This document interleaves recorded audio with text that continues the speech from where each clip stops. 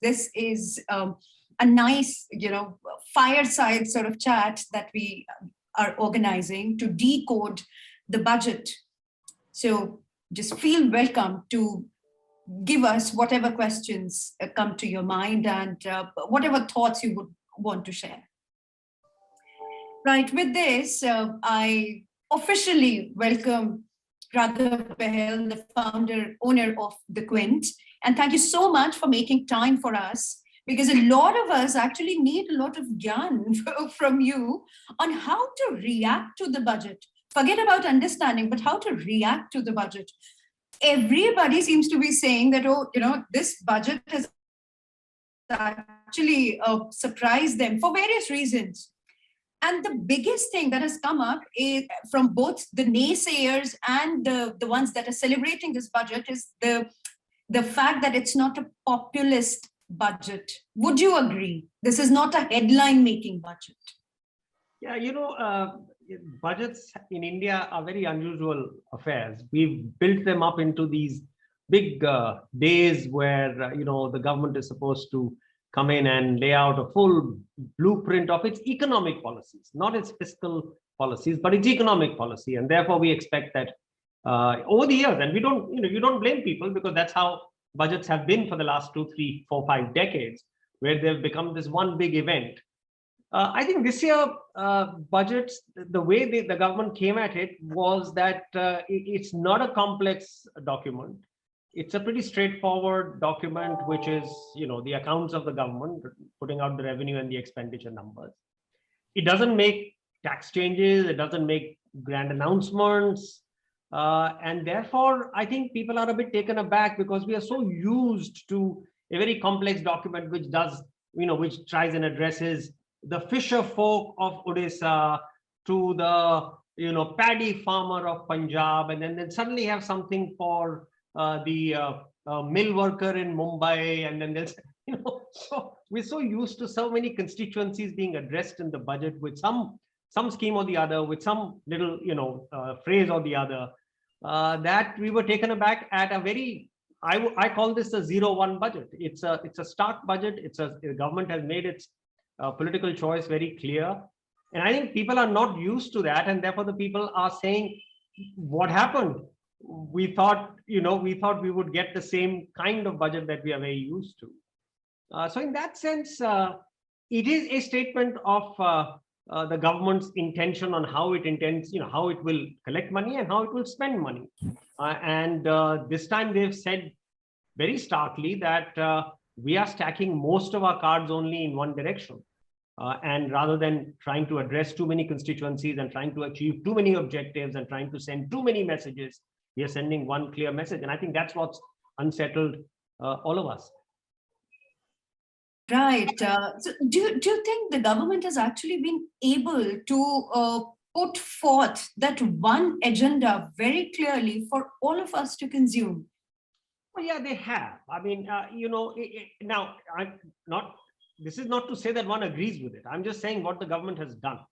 The government in this budget has made a very clear choice of political economic policy in political economy terms. And it has said that we would, the limited resources that any government has, including and very specifically our own government, that we are going to stack all our cards in the direction of putting in public expenditure, investment, because that we believe will kickstart the economy.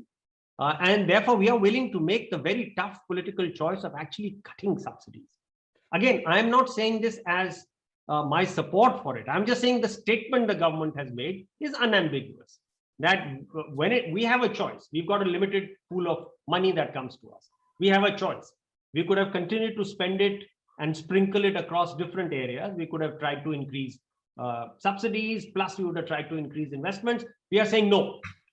Subsidies, we are actually cutting. This must be the first time in living memory that a government has cut subsidies by almost 25%. 25% in 1 year. And has gone and increased the capital side of the budget, the capital expenditure budget, by roughly the same amount. Now, they've made their choice. We may disagree with it. We may criticize it. And there are good grounds to do all of that. But the choice from the government is very clear. And I think it's the 0-1-ness of this budget, which has left people quite surprised. So would you call that to be the headline statement for this budget? No question that the government has made a strong choice in terms of political policy. We may disagree with it. We may also believe that it's very risky. We may also believe that it's very unfair, that the government has done that. But, governments have the political mandate to fashion their policy. Every few years, 5 years in the case of our country, voters have the right to say, we do not agree, and therefore we are voting against you. That's the way democracies work. Governments have the right to make their political economy choices, their political choices, and voters have the right to reject them or accept them. And that's what's playing out here. It's a very decisive. I came across a very interesting little nugget, which I thought I'll share with you on how in India we've come to,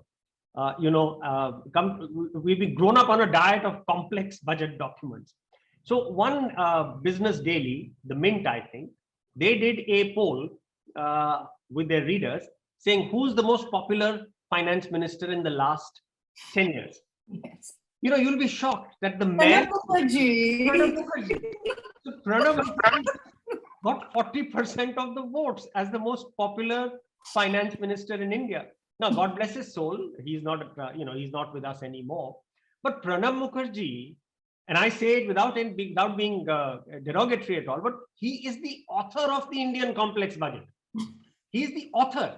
Remember, he was first the finance minister of India in 1984.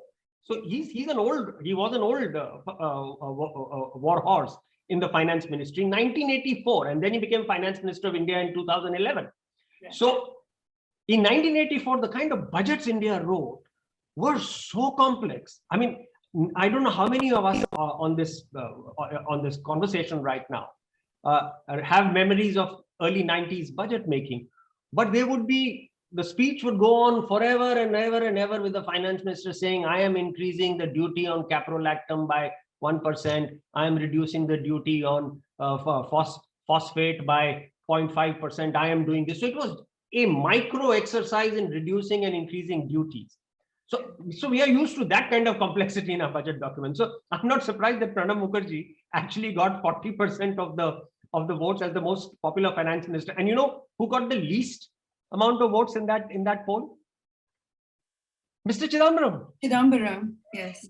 According to me, India's most decisive break from old economic policy was authored, of course, by Manmohan Singh in 1991. And that was, he did it because of the constellation of circumstances.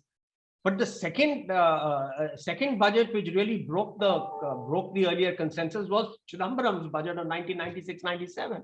And for him to come up as the most or the least popular finance minister, I found that extremely hilarious. But then this just shows you how much our perception is circumscribed by what is popularly written in newspapers. Because Pranab Mukherjee became the president and was seen to be a good president, all of that got mixed in his track record as finance minister. Frankly, his track record as the finance minister of a modern Indian economy is highly questionable. I mean, he may have been fine in 1984, but in 2011, he clearly was not that much in control of a modern economy. I mean, he's the author of the infamous Vodafone and KN tax laws, which India for 10 years very stubbornly tried to fight, and then realized we are fighting a losing battle. That's a very wrong law we've written. And then India finally capitulated last year and agreed, ate humble pie and said, sorry, we did wrong. We take the law back.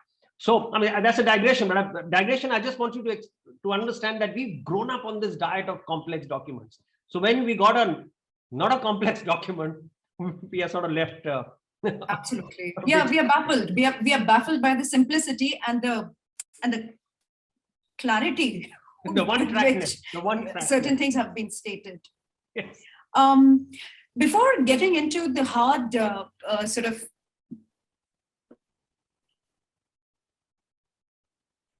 I seem to have gotten frozen here. we can hear your audio, but your picture is frozen.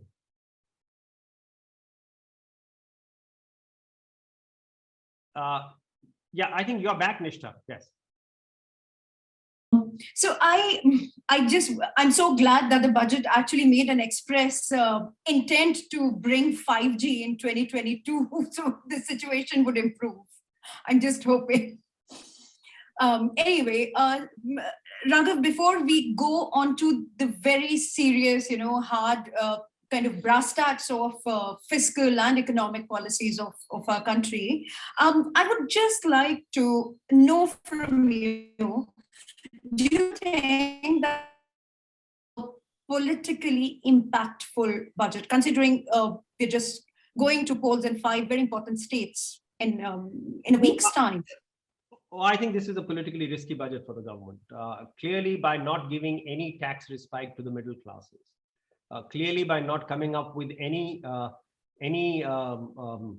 framework of an income transfer scheme for people who've lost their jobs or for people who've had to migrate back to their villages and therefore take on much lower earning capacity, by completely ignoring these segments, by not coming up with a framework for reopening small businesses which have closed. I think by ignoring all of this, absolutely ignoring all of this, being almost brutally silent on the suffering and the plight that these people are currently undergoing, and to say that all of this we believe will be taken care of by growth through enhanced capital expenditure. I think the government's taken a big risk. Yes, it's taken it with its eyes open, and good luck to them. But politically, it's a huge vacuum and a huge silence at this point in time, where we all know that the pandemic has ravaged certain sectors of the economy. The pandemic has ravaged jobs. The pandemic has certainly ravaged incomes, and therefore to be completely silent or to completely ignore creating any immediate relief, I think it's a risky move. Right. Now coming to the budget itself, here a lot of attention has been paid to how money is going to be spent from now on. But where is all that money coming from? Because, the past trend has been that either you increase your borrowings. I mean, there are only two ways of getting money, or either by taxes or selling assets, or by borrowings. Now, they've made a lot of, hullabaloo around selling of Sarkari assets, and a lot of people are upset about it. Now, do you think that it is, looking at the track record, it was very difficult to sell Air India? Thankfully the Tatas just came in and like the knight in the shining armor. Otherwise, it would have been a disaster. So going by the track record, do you think it is a good strategy? Because this has been emphasized in this budget as well. Well, so there are several questions that you've asked. Let me start first with, where does the government get its resources? Frankly, this budget has been again unusual in the kind of buoyancy that we've seen in tax revenues. We've never seen a government which projected that it will collect 15 lakh crores and actually ended up collecting nearly 18 lakh crores. Yeah. I'm talking about only the center's share. If you put the gross tax collections, then the gross tax collections are, I think they projected they'll get 25 lakh crores, which is shared with the state, and they ended up getting almost 28 lakh crores. So I don't remember in living memory a budget with such amount of tax buoyancy. So that's a very, very good thing for the government, that they and there are various reasons why we've seen this kind of tax buoyancy. We could talk about that later. But so as far as resources are concerned, it was completely unexpected bonanza for the government. And remember, it cut excise duties on petrol. So it's not as if it increased the excise duties, but clearly the formalization of the economy has given them a much bigger pool of tax. Of course, that has created a lot of pain in the informal economy, but that's another thing. But the fact is, the formal economy has given a lot of taxes. So taxes are up. When it comes to non-tax revenues like sale of assets, etc., the government hasn't done very well. And the government this time transparently admitted it, and therefore said our targets for next year on disinvestment we're actually keeping lower. And from the numbers that they've put out, they seem to be suggesting that they will sell about 5% of LIC this year in the IPO. And that'll give them whatever 50,000 crores or 55,000 odd crores. I mean, they can't. No one can speculate on the exact valuation, but I believe that could be the number they could be looking at, 50,000-60,000 crores from there. Air India, remember, doesn't give the government too much money because what the Tatas have done, because the government changed the method by which it was going to sell Air India and allowed them and said that we are actually going to take away most of the debt of Air India and we swallow the debt. So the government swallowed nearly 50,000 crores of Air India debt, because otherwise it was impossible to sell Air India with that kind of debt. They realized that. They've been trying to sell Air India for decades. And they realized that unless they can now hive off this, swallow the debt themselves, no one's going to buy it. So they swallowed 50,000 crores of debt, which has shown up in the budget. Then the Tatas agreed to take on about 18,000 crores of 15,000 crores of debt. So the government only got about 2,000 odd crores, 2,500 odd crores. So the government didn't get too much money in Air India, but it was saved the 20 crores a day loss that that Air India makes. But more than that, Air India is a signal from the government. A signal from the government, and in fact, a very assertive signal from the government that we've learned our lessons, that we can't just shove assets down the throat of buyers unless we make it attractive for them. Now, 20-30 years, we may have mismanaged an asset and may have created a lot of losses on its balance sheet, but we cannot shove that 30 years of mismanagement onto a buyer. No one's going to buy an asset if they don't find it, economically viable. So the government took the very difficult step, politically difficult step, and only someone like a Prime Minister Modi could make it celebratory, because he has this knack of communicating with the masses and converting everything positive. Because otherwise, it's politically very difficult. What they did, they took 50,000 crores from Air India, swallowed it, made it an attractive sale for the Tatas, and the country's, plenty of people in the country are celebrating. I celebrate it, but that's personal ideology. So I think in public sector, they've given a very clear signal that they are open and aggressive about privatizing bad assets, loss-making assets, which I think is again a huge positive. So the tax buoyancy is positive. The public sector sales, although in numbers they have missed their target, but in intent they seem to be signaling that we will do much more. But the other sort of thing on borrowing that you talked about. Now there I have massive differences with this budget. You are talking about public borrowing that you are taking from 10 lakh crores to nearly 15 lakh crores. That's huge. You're almost increasing public borrowing by 50%. What's going to happen to private borrowers? What's going to happen to companies who want to make investments? What's going to happen to people like you and me who want to probably say go buy a house or buy a car? Interest rates in the economy will go up dramatically, making all of this very expensive. So I totally disagree with the government's approach of becoming such a big borrower, where they've increased their borrowing limits by almost 50%. And despite all of this, despite tax buoyancy, despite borrowing 5 lakh crores more than what they did last year, we have a situation where total government expenditure as a percentage of GDP is actually contracted. It's shrunk. So it's a very unusual budget in several ways. The size of the government has contracted. Public debt has ballooned. Taxes are buoyant. Public sector sales have been very low, but the intent through Air India and Neelachal Ispat is that we will do more. So when you put all of these two things together, along with, as I said, a very clear signal from the government where we're going to cut subsidies by 25%, unheard of, cut subsidies by 25% and increase capital expenditure. So it's an unusual budget. We'll have to see how it plays out. Mr. Ravi has a question about tax buoyancy. Mr. Ravi, would you like to address it directly to Raghav? Or do you want me to read it out? Yeah, I put 3 questions. So firstly, Raghavji, thank you for the invite. I keep watching your Raghav's Take very regularly. And in fact, I put in a request that you should do them more regularly. And I like the I don't know what those things are called, the equivalents of Modi's strengths, you come up with the 5-letter acronyms. So I was curious if you have already come up one for this budget.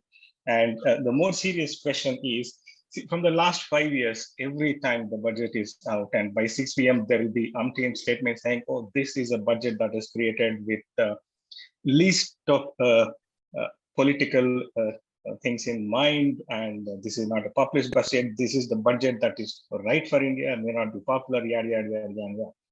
And that 22 has come. So the 5 years they've been talking about that has come, and now I couldn't really see many of them materialize. But the primary question is: so is this budget really that? What the other pundits have been claiming, which I have a doubt on their genuineness, because they all belong to the class of Godi media structure. So that was the first question, and the second is. There is mention of 100 crores in 2019, 110 crores in 2020, 100 crores again, 100 lakh crores infra projects in 2021. Now this is the 4th year, and from whatever few hours I spent watching, there isn't any mention of these projects or where the revenue is coming from and how it is. Like you said, people remember Pranabji's budgets. I think I at least remember they used to call out where the sources are coming from to an extent, if not to a detailed extent. So that's one of the reasons probably we remember him. So have they really addressed about this 100 lakh crore project? So that is the second one.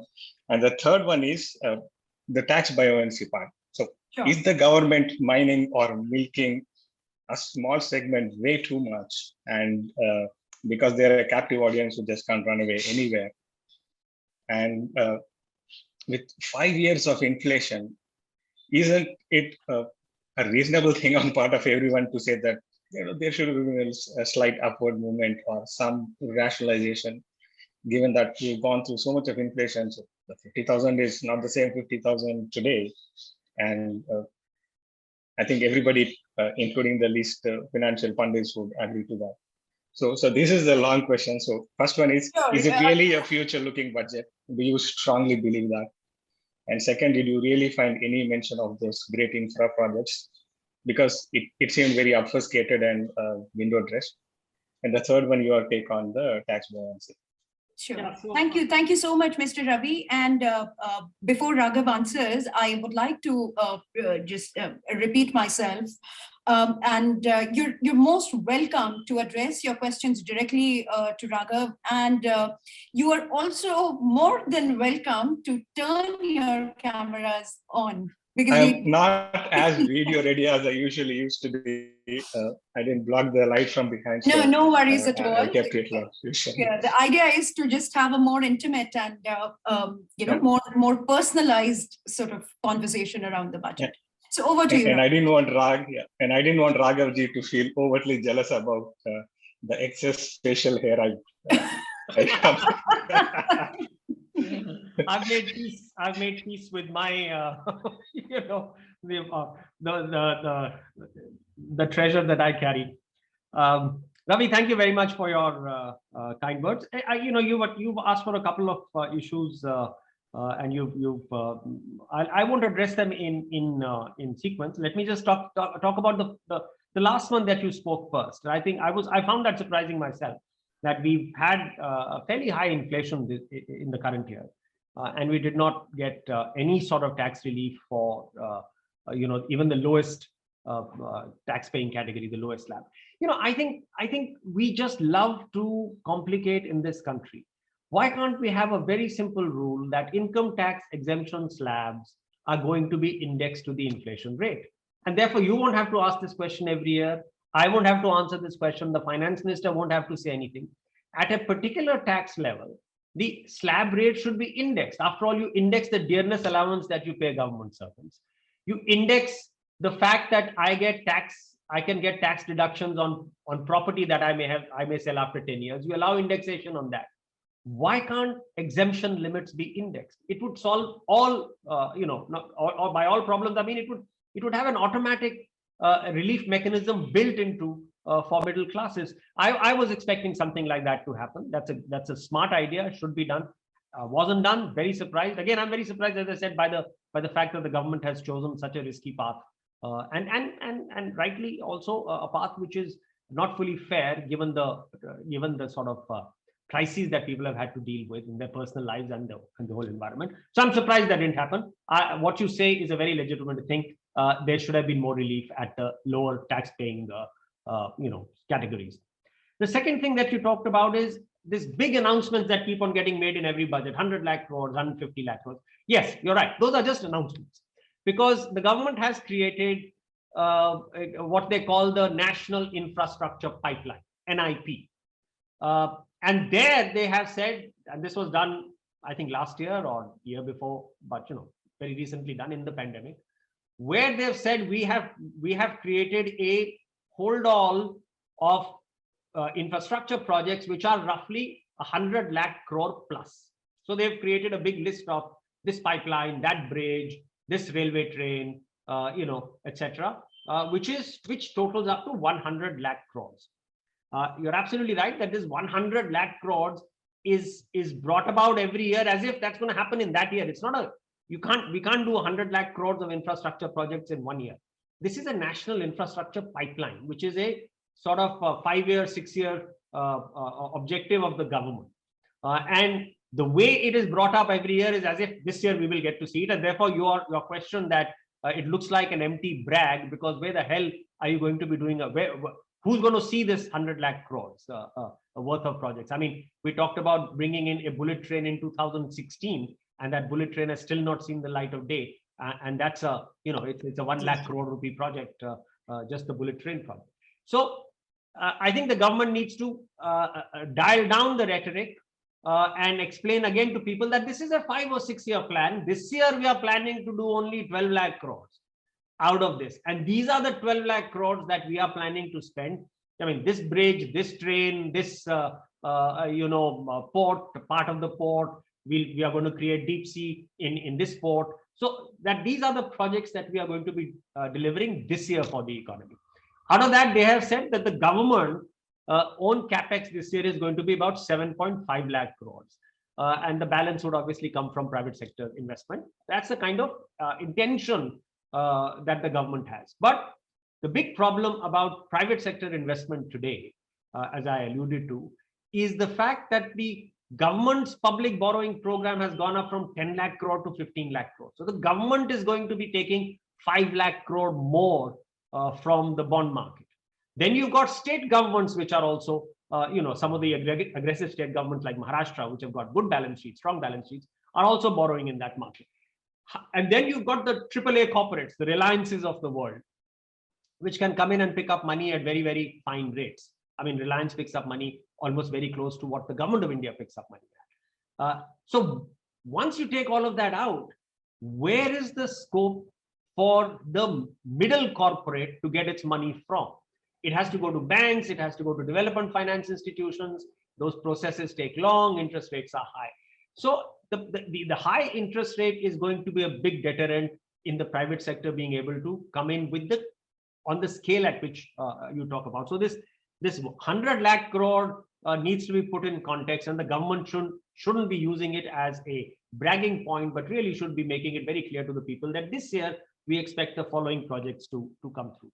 Of course, your first question on whether the budget is good or bad or revolutionary, there are, as we discussed, as Nishta and I discussed in the first part, it really depends on your own ideological conviction, on your own assessment of the current economic situation, on your own assessment of the credibility of the government. But the fact is that the government in this budget has made a very, very clear political choice. Several people are disagreeing with it. Several people are agreeing with it. The choice is very clear. It's also a very surprising choice that in a year like this, you actually slash social sector spending by about 25%. I find it an astonishing choice the government has made. But as I said, it's the government. Its job is to make a political choice. It has made it. You and I, the voters, will vote in 2024 on several other factors, including the economic policy of the government. That's how democracies work. Ruling governments have the right to make choices which may also be very unpopular. And that's what they seem to have done in this instance. Right. Thank you, Raghav. And there is a question that I really like. Some of our members who have very kindly found time to join us for this chat. Thank you very much once again. And thank you very much for supporting the Quint throughout. There is a member called Swati Vedya, and she has joined this conversation. And her question is about, this planned expenditure on infrastructure being a serious stimulant for demand.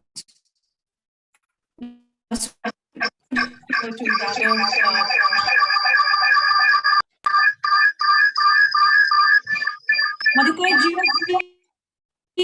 would you like to mute yourself? There is feedback from your side. Yeah, thank you so much. Swati Vedya. Okay, so Raghav, maybe you could take. Please take the question. She has read it out. Thanks a lot. So Nishtha, I lost a bit of the question because your audio went off. You said infrastructure expenditure? Yes, being a stimulant for demand, as the government is touting.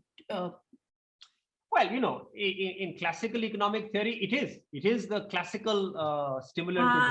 I'm sorry, she did not read the full question. I guess the text was something like this. Yeah. I don't have a copy. I just remember how I drafted that. I would will it result into increase in consumer demand for ordinary goods?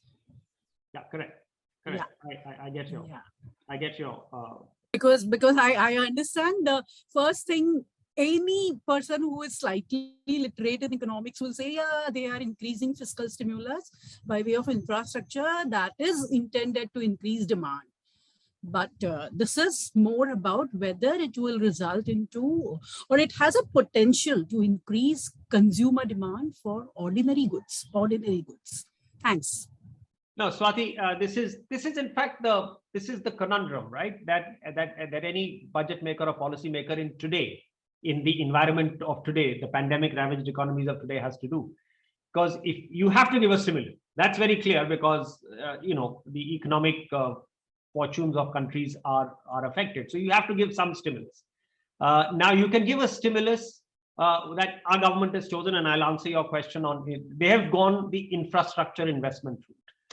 Your question on whether if this will have an immediate impact on consumer demand for ordinary goods, relevant, because infrastructure, when you talk about infrastructure, usually what are you saying? Steel, cement, those kinds of heavy capital goods are what would be immediately demanded first. But remember, there is a large wage component of infrastructure projects. You will get, if you're building a road, you will have a lot of workers building the road. So there is a large wage component. So the wage component has an immediate impact on consumer demand for ordinary goods, because if you're going to pay 5,000, 10,000 rupees to a worker, then that 5,000, 10,000 rupees will go in buying soap, oil, children's education, etc. So there is a direct connection for the wage component with the consumer demand for ordinary goods. But the rest of the connections are tenuous and indirect, because you will buy more steel, you will buy more cement. Now, even in steel, cement, there is a wage component because those factories have workers. So that also will trickle down into consumer goods.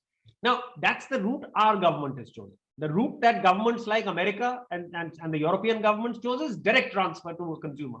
America sent for what? 18 months, they sent a $1,200 check to everybody, whether you are a 20-year-old student or you're a 40-year-old person, working from home. Even Germany, Canada did that. Everyone did that. Yeah, everyone did that. Yeah. So that translated immediately into, everyone expected it will be consumer demand, but in America, what happened was savings went up dramatically. Because people couldn't go out anywhere, people couldn't lounge around in the beaches. So everything went into savings. So house prices started going up, stock prices started going up. Massive investment in in financial assets. Now that people are back to normal lives, that is unraveling. People are now beginning to buy cars and consumer goods and go out again and go out to their McDonald's or start taking holidays and all that. So in India, we have not chosen income transfer at all. We didn't do any income transfer. And therefore, the impact immediately on consumer demand is not visible. What is very clear through the pandemic in India is that the demand for higher priced goods, which is literally people in the higher income bracket, which is pretty much all of us who are in this conversation, are people who are, in the higher demographic, are earning well. Our demand did not flag. The only difference was, instead of buying from the market, we bought from Amazon, we ordered on Swiggy, we ordered on Zomato, but our demand didn't flag as much. But the demand of the person who's lost a job, whose income has gone down, that demand has not recovered, is nowhere near recovered. So the current budget also says that the private final consumption expenditure, which is the engine of our economy. I mean, people forget, there's so much talk of government in this country. But frankly, government accounts for 10% of our economy, 10%. 90% of our economy is non-government. And that economy is in a reasonably bad shape, because your private final consumption expenditure, PFSC, which is the engine of India's, is down, is lower than pre-pandemic years, has not recovered. Private investment is down, is lower than pre-pandemic.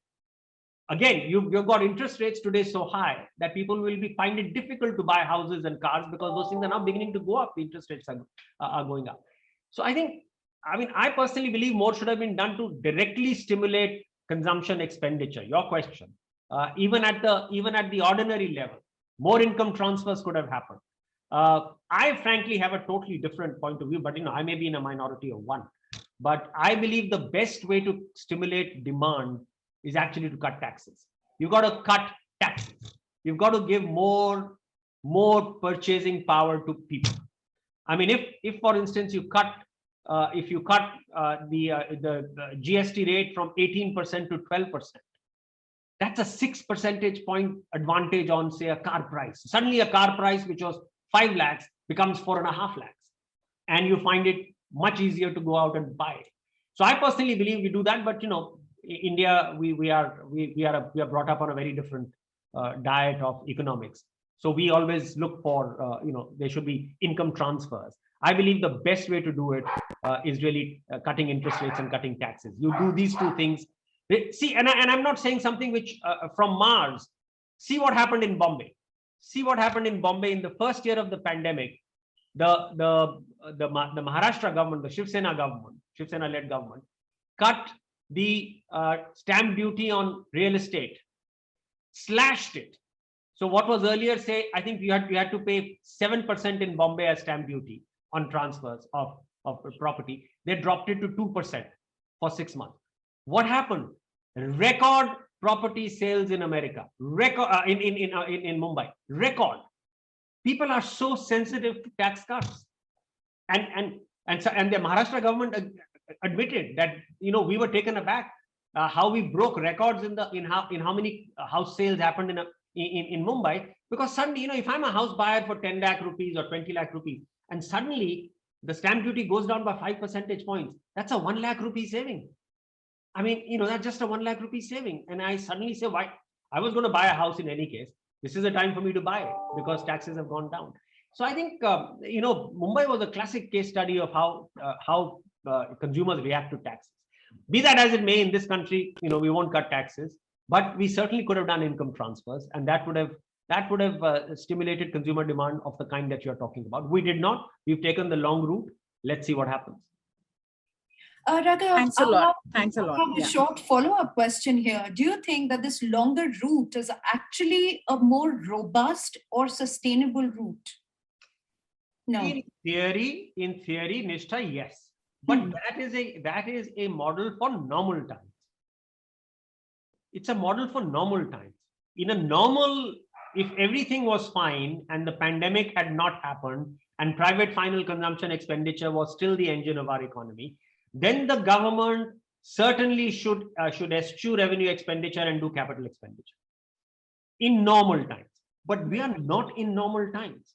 We are in a situation where the economy and job losses are at record levels, where business closures are at record levels at the small business level.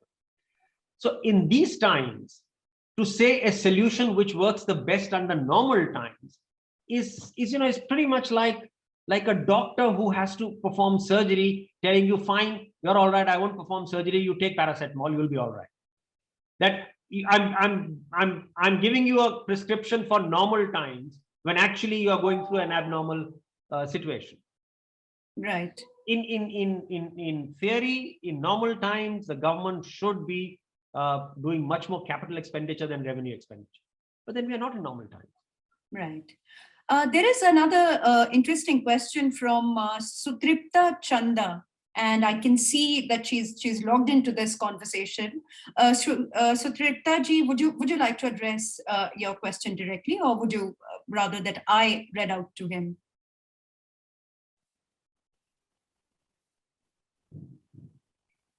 All right, maybe I would read it out. Should protectionist tariffs, that's a given, can't be wished away, have a clearly stated cap and a termination date? That's your favorite subject, Raghav. Well, I marginally disagree with your question to the extent when you say it's inevitable. It's not inevitable. Why are we doing it? Your second part, I wholeheartedly agree. There should be a cap, and they should be phased away. My question first is, why are we doing it in the first place? Remember, when you put a tariff, you are actually making your economy uncompetitive, because you are now saying that I will be importing goods at a higher price. In fact, tariffs are called a tax on ordinary people, because if I can get a laptop for 100 rupees, why are you asking me to pay 110 rupees? You're actually taking a tax from me. Now, you could well say, but that laptop is made overseas. Then you please have laptops made in India, make it competitive to make laptops in India. Why am I as a consumer?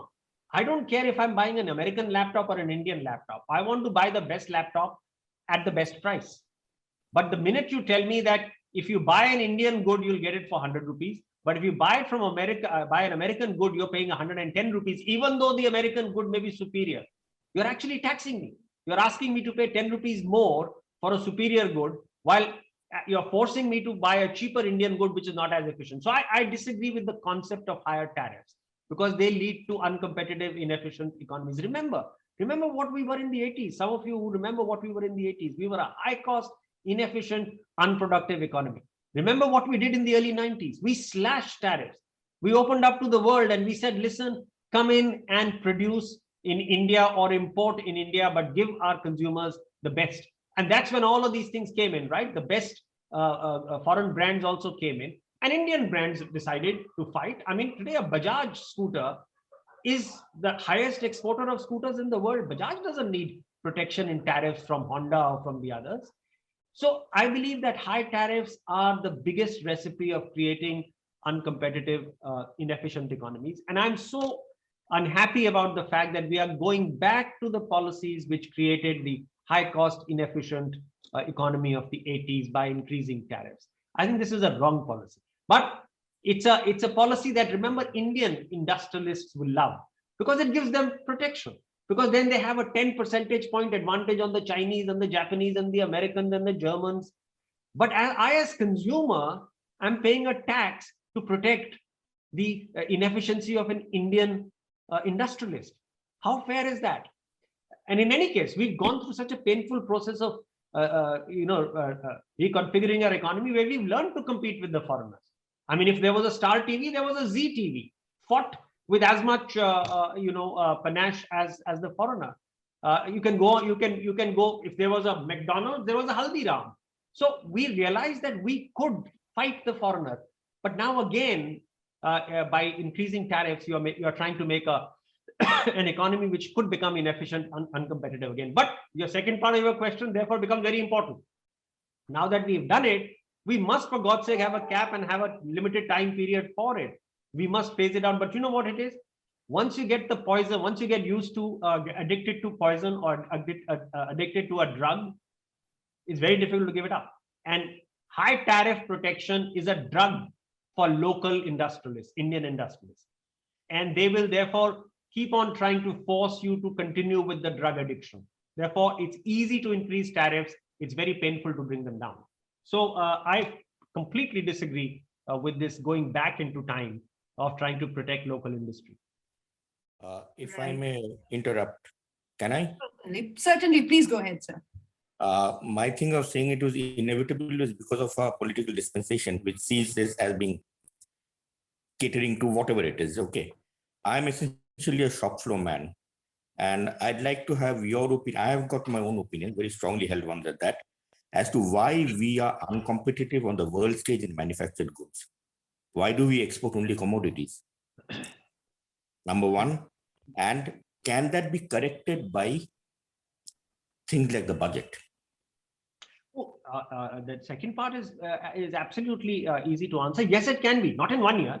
Not in 1 year. If you create, if you answer the question, your first part of your question on why we are uncompetitive in global markets, and since you said you worked and you looked at, you're very familiar with what shop floors are in India, you would know straight away why are we uncompetitive.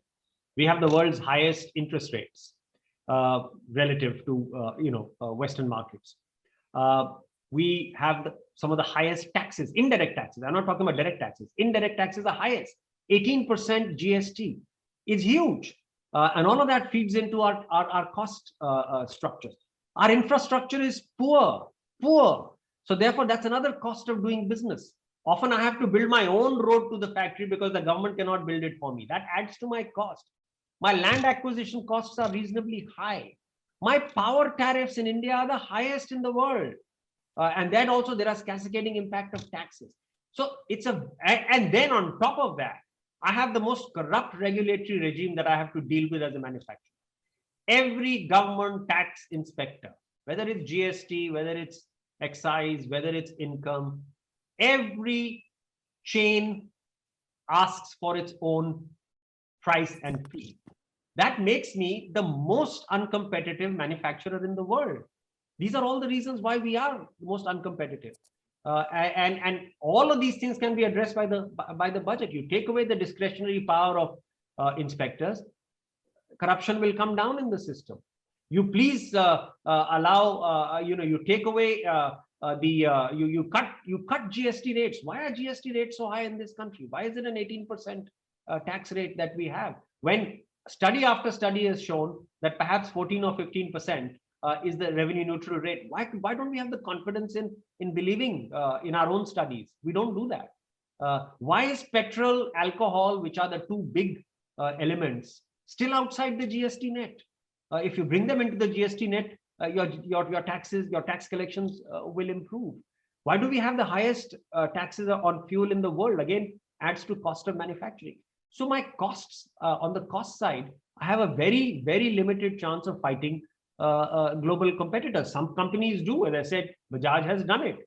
But those are exceptional companies who have an exceptional focus on productivity and cost control. But generally speaking, these are the reasons why we are uncompetitive in manufacturing in the world. And then on top of that, we make we do things like change rules. We invite companies, and then suddenly the rules are changed. Taxation rules are changed. Subsidy rules are changed, wage rules are changed, and the investor finds it very difficult to be able to come to terms with he had made his business plan on one set of factors, and then suddenly the factors change, and then we have a situation where if the government loses in a contract in court, then the government doesn't pay the penalties the government is supposed to pay. We also have a situation where look at the outstandings of government payments to private sector companies and contractors and industries. Government payments outstanding. So in a sense, you are getting starved of working capital. So the reasons are well known of why we are not competitive in manufacturing. Raghav, the follow-up. Sorry. Please go ahead. Yeah.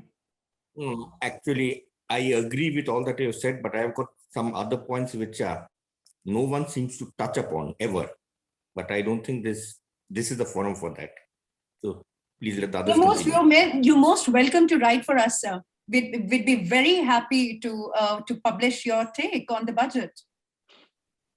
Okay, let me just put it in 2 sentences. We as Indians are satisfied with second-rate goods, services, governments. Why is that?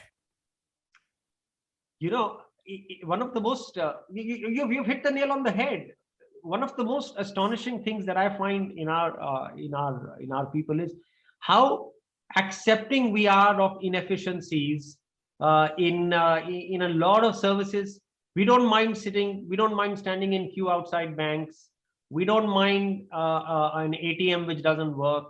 We don't mind a credit card which doesn't work. We don't mind an airline which delays flights by several hours. We just patiently absorb everything, and we still continue to trust the state to deliver services. So these are peculiarities of our people. We are. I've always asked that one question: कि हम लोगों को गुस्सा क्यों नहीं आता है? Indians को गुस्सा नहीं आता है when they come across a bad service. We just accept it and move on. Right. So that's a sense of what you're saying of how we accept shoddy goods, shoddy services. Right. I have a follow up there. You actually talked about how the Indian businessman actually has to deal with quite a lot before it comes to even taxation and the punishing taxation regimes. They made a mention of ease of doing business, though gingerly at first, but then they thought that they had to sort of accept that they did not do enough and then finally have to do something about it. On a scale of 10, what would be your reaction to it? Would it work? Some things have gotten better. There are a lot of services which have now become digital, and we all deal with them every day of our lives. A lot of those services have become easier. But the problem at the level of interfacing with discretionary government policies, which are and the role of the lower level government functionary and tax inspector, who has the power to just walk in and disrupt your operations. Those kinds of things are still very, very, very difficult to handle in this country. I don't blame industrialists and business people for not coming out in the open and saying the kind of problems that they deal with. But the rate at which old tax returns are opened up, or the rate at which GST inspections happen, the rate at which you just to get for restaurants to get a liquor permit, the kind of things you have to go through. I mean, those are the cholesterol in the system.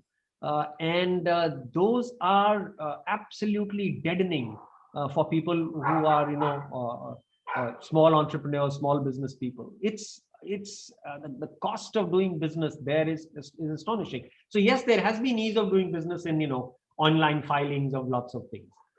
But when it comes to getting discretionary government approvals, and believe me, at the lower level, they may have been relaxed at the higher level where a lot of digital filings are happening. At the lower level, at the state level, at the district level, at the town level, you still have to go through so many clearances. And each clearance is an obstacle that you have to overcome through several, very unsavory routes.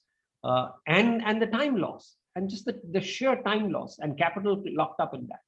So ease of doing business has happened at a particularly higher level, at a particularly digital level. You take these two things out, there is very little ease of doing business at the ground level. Right. There is a question in my chat box by Mr. Krishna Kumar G. So, sir, would you like to address this question directly, or should I go ahead and read it out? I'll wait for exactly 5 seconds. You may go ahead. Read it out. Okay. Yeah. All right. Though there was quite good mention of green economy, new energy, circular economy, the green hydrogen, which was touted as India's vehicle to net zero, is ignored. Do you think it was an intended omission? No, I think that could have been just an omission. I think the government is quite focused on green hydrogen. I think all of these are very laudable objectives, but they're not going to start creating value for the economy immediately. And those are really policy initiatives. That's an energy policy initiative. That's not really an annual budget exercise. Annual budget exercise is about revenue and expenditure. Those energy policies don't need to wait for the budget, don't need to be even articulated in the budget unless there's a there's a fiscal component where you say, all right, I give so much tax incentive, or I give so much subsidy for making investments, and this is a new subsidy. So I think green hydrogen, renewables, India is focusing a lot. We have created sufficient tax incentives for all of that. And those are, as I said, not really annual budget items unless there is a specific subsidy that comes up only in this year, or a specific tax incentive that comes up. I mean, we all know there is so much tax incentive today in renewables, and India is responding. We are creating a renewable capacity in energy. But these are longer term, 20, 30-year projects which will, play their full potential out over 2 or 3 decades.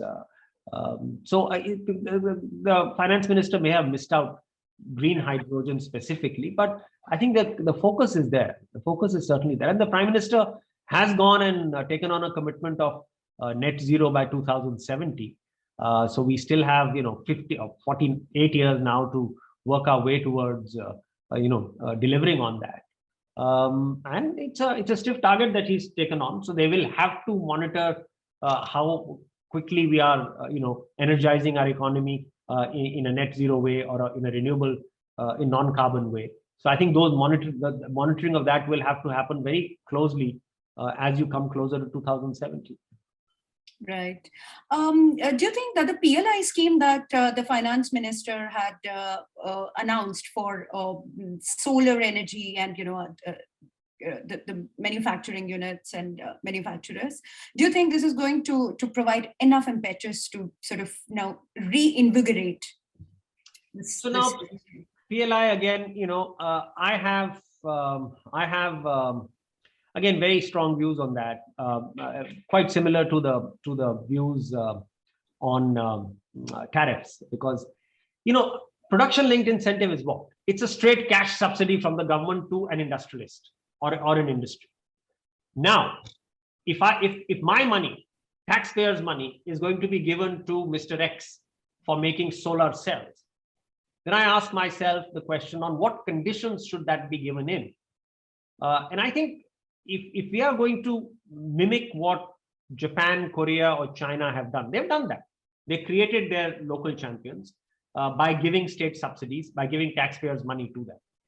But remember, they did a very, Korea particularly, which is known for this, the Kaibals in Korea are the sort of role model for creating these homegrown champions with production linked incentives. The Koreans were very clear. We will give you full support from the government, but you become a global champion. You must export to the world. Don't charge my people. Don't create. Don't take your don't use my money to create capacity, to create market share domestically. You must go out and win the world. So they created the Samsungs of this world, which have gone out and created a big footprint for themselves. The Toyotas of this world, big footprint for themselves in the world.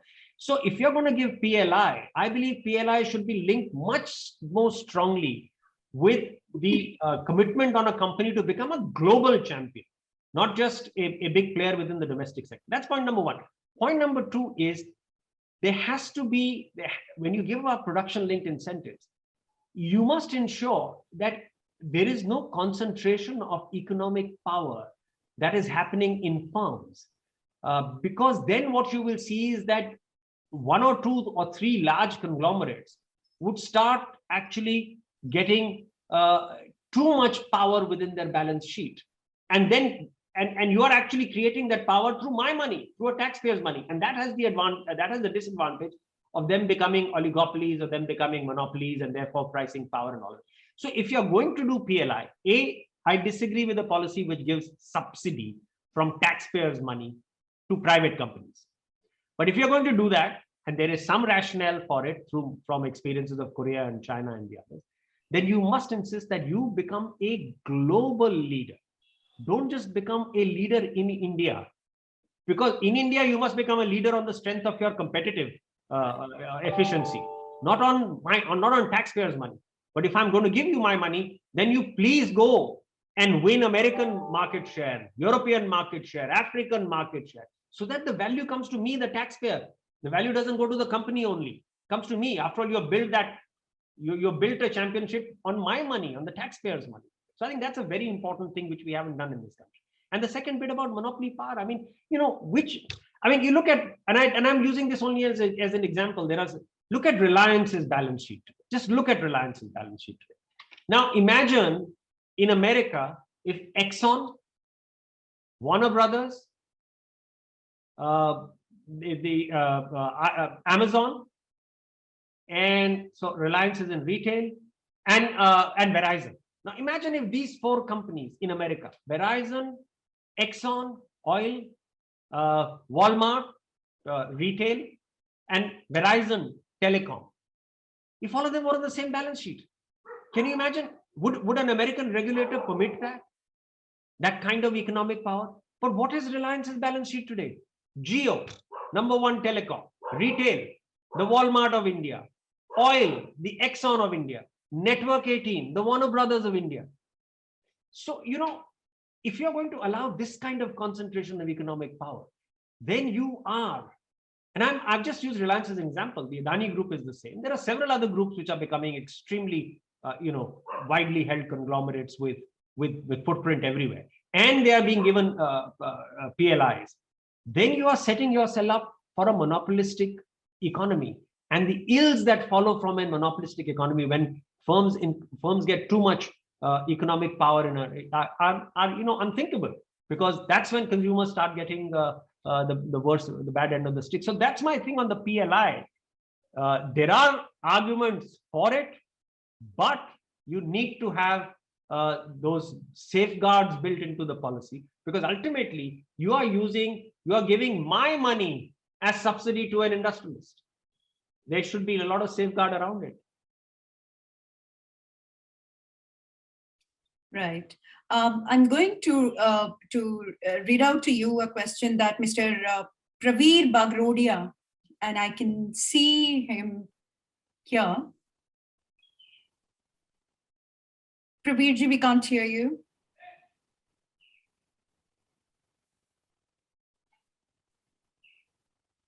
Can't hear you again.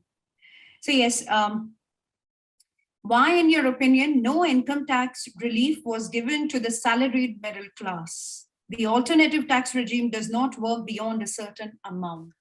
Yeah, just to add to my question, is the government's intention to drive everybody to the new regime? Is that the intention, that they are not giving any further relief in whether it's ATC or any other income tax exemptions? I mean, Mr. Bagrodia, that possibly could be the only explanation, because there is really no reason why in a year like this, tax relief should not have been given to the small, the lower category taxpayer. There is just absolutely no. It defies logic. It defies morality. It defies everything. Morality or economic morality or welfare morality. So it could be that, as you yourself said, that's possibly the only reason that finish this one thing, or everyone moves on to the alternate structure, because the alternate take-up has not been very encouraging for the government. People haven't switched to the alternate tax system yet. Could be the only thing, because otherwise it just doesn't stand to reason why that wasn't done. Right. Thank you so much, Raghav. And we are now drawing to the tail end of this conversation. So people who haven't addressed their questions, I would like to make the last appeal. If you have any questions, please feel welcome to ask them directly. Yeah, can I ask a question? I did put it on the chat box also. Yes, please go ahead. Oh, sorry, this is some other portal background I'm using.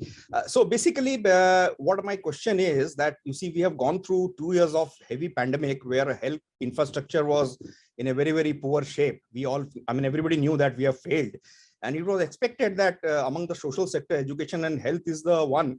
And year after year, all the economists, they say that for long term, it is the health and the education which brings the economy back. And we have seen our neighboring countries do that.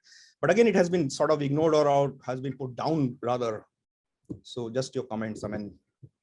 I am baffled. I'm as baffled as you are, as baffled as anyone else, that how could we have, why has the budget for vaccination dropped to only 5,000 crores? Why isn't the government placing any orders on vaccine? Unless the government has decided that now I've given you two shots, now you're on your own. You have to now look after yourself. If that, then state it. Then I would prefer a statement from the government that we are here to subsidize free vaccines only up to 2 doses. After that, it's you and your you and your health. Please go take care of yourself if you want boosters, etc. And therefore, then the hospital chains will order the vaccines and not the government. So, I mean, we are all left guessing on why all of this has happened. Why has health expenditure been cut? I mean, forget being increased, it's been cut. And vaccines are down only to 5,000 crores. Like I said, the government should have made a straight statement that this is it. We are subsidizing only up to 2.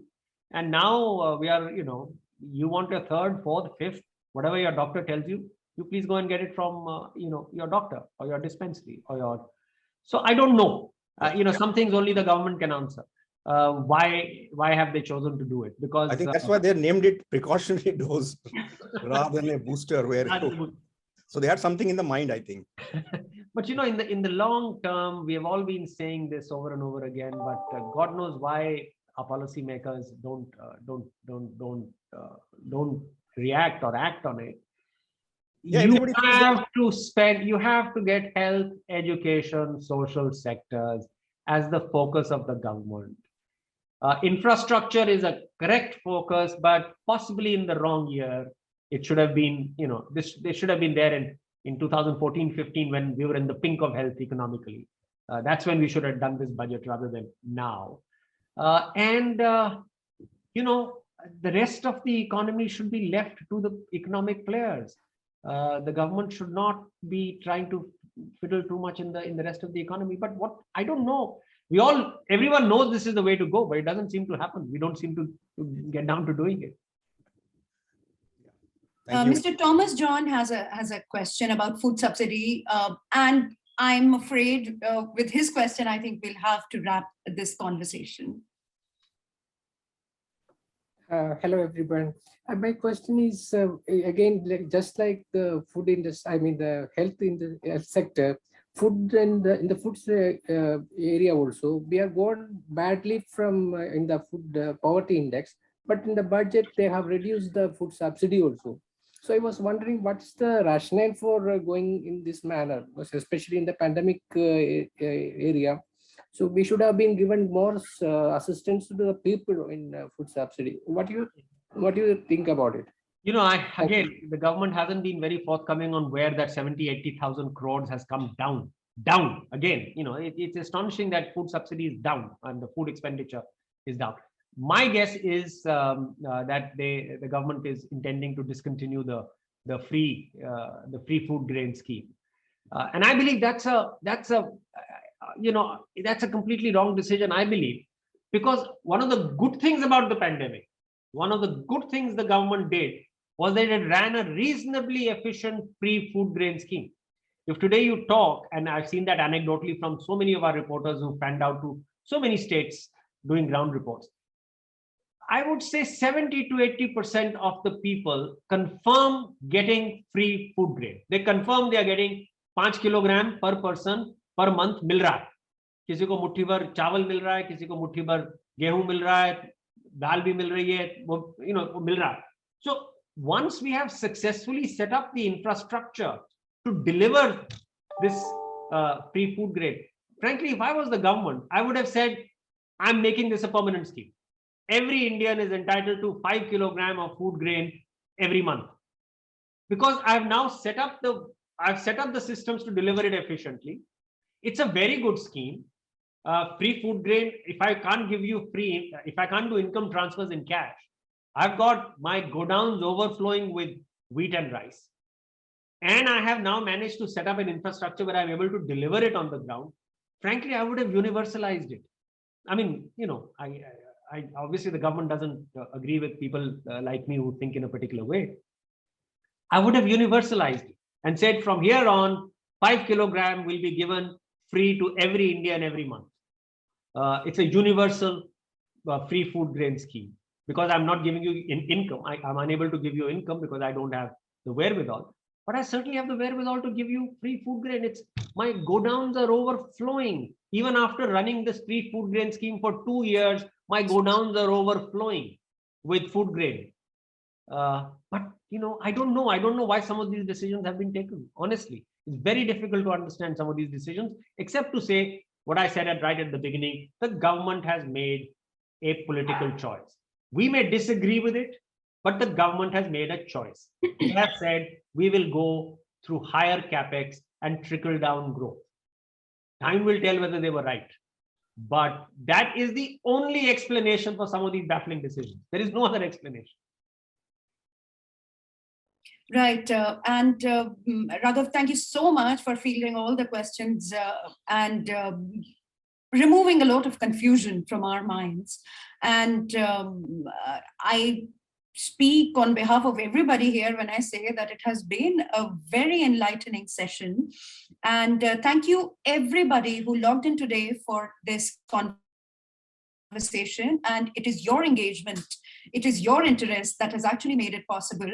And on behalf of the entire team of the Quint, I extend a very heartfelt thank you to all of you for not just joining this conversation today, but also, your constant and continued support as members, as viewers, as readers.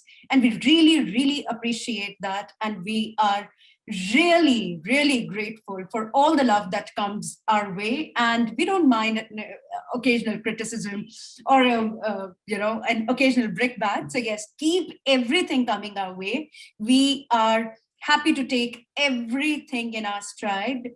Whatever your views about the kind of journalism we do, the kind of events we do, the kind of conversations we engender and also curate, just let us know what you feel about it. Jo aap kahenge bilkul sar aankhon par hai.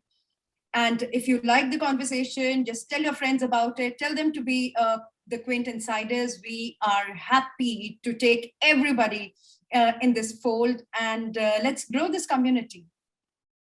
Thank you. Thank you very much. Thank you so much. Thank you, everybody. And just keep coming back for more conversations. Truly, thank you, Quint team and Raghav ji for the great work you're doing. Appreciate the time you've taken for us. Bye-bye.